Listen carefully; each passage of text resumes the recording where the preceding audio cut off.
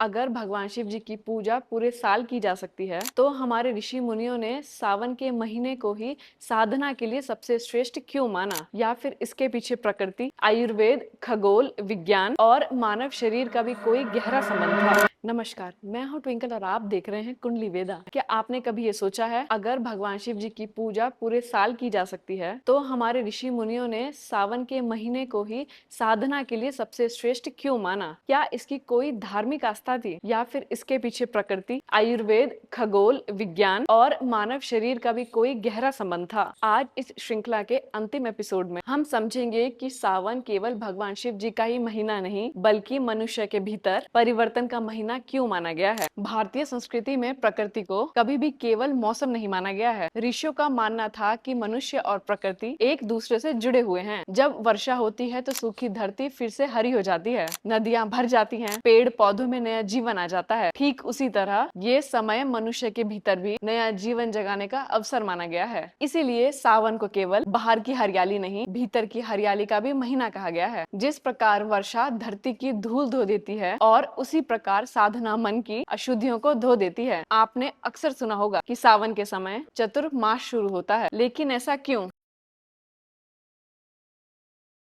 धर्मशास्त्र और पुराणों में चतुर्मास का विशेष महत्व बताया गया है। वर्षा ऋतु में रास्ते कठिन हो जाते थे, छोटे छोटे जीव जंतु भारी संख्या में बाहर निकल आते थे। अगर साधु लगातार यात्रा करते तो अनजाने में अनेक जीवों की हिंसा हो सकती थी। इसीलिए ऋषि मुनि एक स्थान पर बैठकर शास्त्रों का अध्ययन करते थे और लोगों को धर्म का ज्ञान देते थे। यहीं से सत्संग, कथा और सामूहिक साधना की परंपरा भी शुरू हुई। अब हम बात करते हैं आयुर्वेद की। चरक संहिता और सुश्रुत संहिता में वर्षा ऋतु के दौरान विशेष सावधानी रखने की सलाह दी गई है। आयुर्वेद के अनुसार इस समय अग्नि यानी कि हमारी पाचन शक्ति अपेक्षाकृत कमजोर हो सकती है।